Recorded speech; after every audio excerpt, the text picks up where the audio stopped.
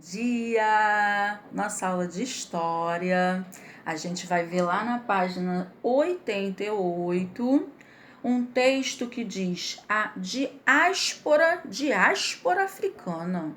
O que será isso? Palavra diferente, meu Deus, diáspora.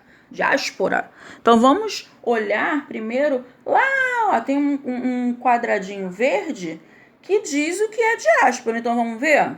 Ó, diáspora é a dispersão de um povo em consequência de preconceito, conflito ou perseguição política.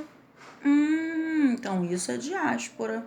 Então vamos ler o texto para entender o que foi essa diáspora africana?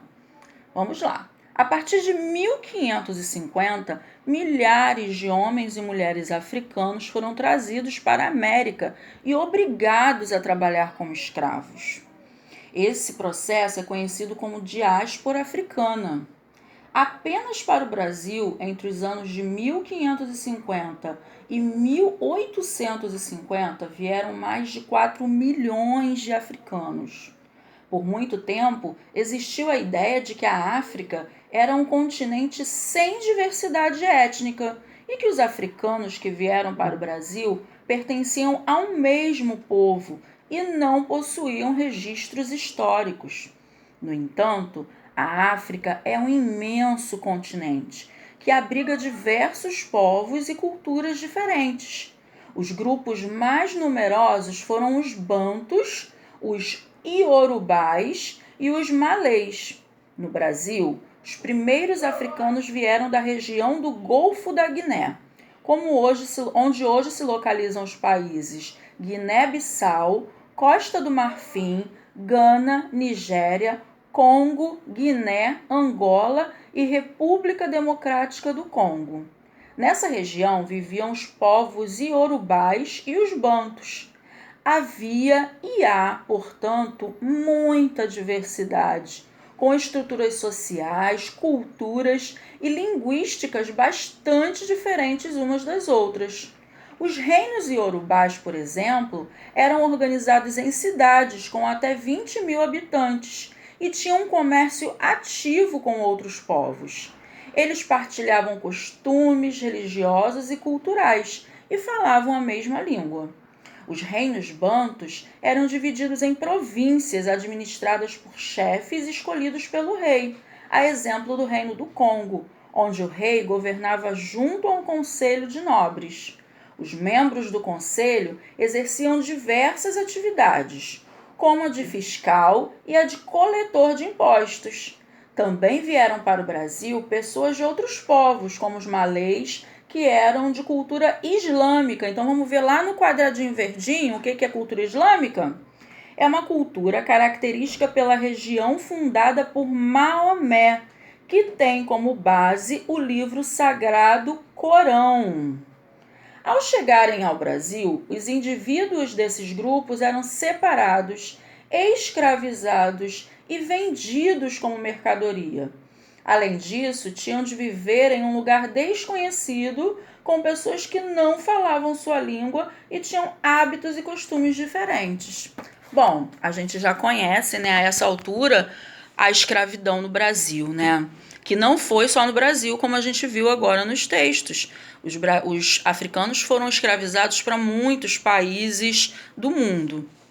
No Brasil durou até 1850, como a gente viu ali. Bom, e como a gente viu ali também, a África é um grande continente. Então eram trazidos africanos de todo o continente. Só que eles não falavam a mesma língua, eles não tinham a mesma cultura, eles não tinham a mesma religião. Eles eram diferentes, era como se fossem pessoas do Japão, dos Estados Unidos, do Brasil, da Coreia, da China, todo mundo junto.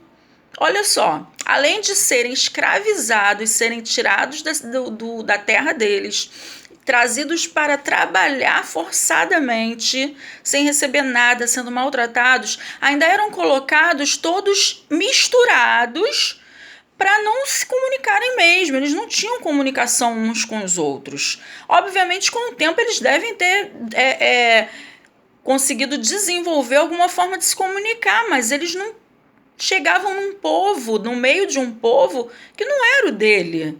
Além de toda a situação. Olha só que absurdo, né, gente? A escravidão no Brasil é uma mancha, assim, nossa, horrenda que a gente tem na nossa história.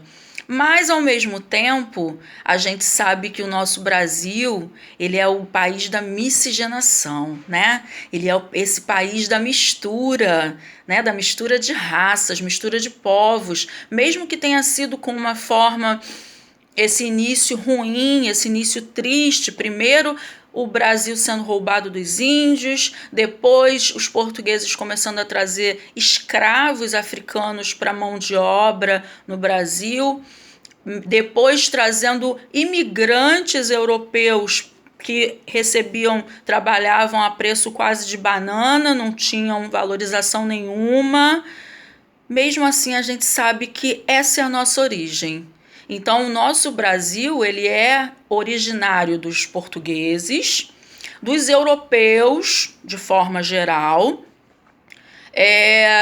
dos africanos e dos indígenas. Então, os portugueses, africanos e indígenas é a nossa base, né? Lá no início, a tia colocou para vocês, eu apresentei a minha família, né? Mostrei algumas fotos para vocês, mostrei a foto dos meus pais. O meu pai é negro, filho de baiano, e minha mãe era neta de português. Então, eu sou assim, mistura total. Eu sou negra e branca ao mesmo tempo, né? Eu sou mestiça, eu sou filha de negro e de branca. Minha mãe era branca de olhos verdes. Quando eu saía na rua com ela, ninguém dizia. Parecia que eu era adotada, né? Não parecia que eu era filha dela, porque eu pareço mais com a família do meu pai. Já meus irmãos parecem mais com a família da minha mãe. Então, eu penso que a miscigenação é linda, né? O Brasil é esse país que acolhe todas as raças, acolhe todas as religiões, a gente tem esse acolhimento dentro da gente. Já os meus filhos, o pai deles é neto de índios. Então, os meus filhos, além de sangue de africanos, sangue de portugueses, têm sangue indígena. Os meus filhos têm as três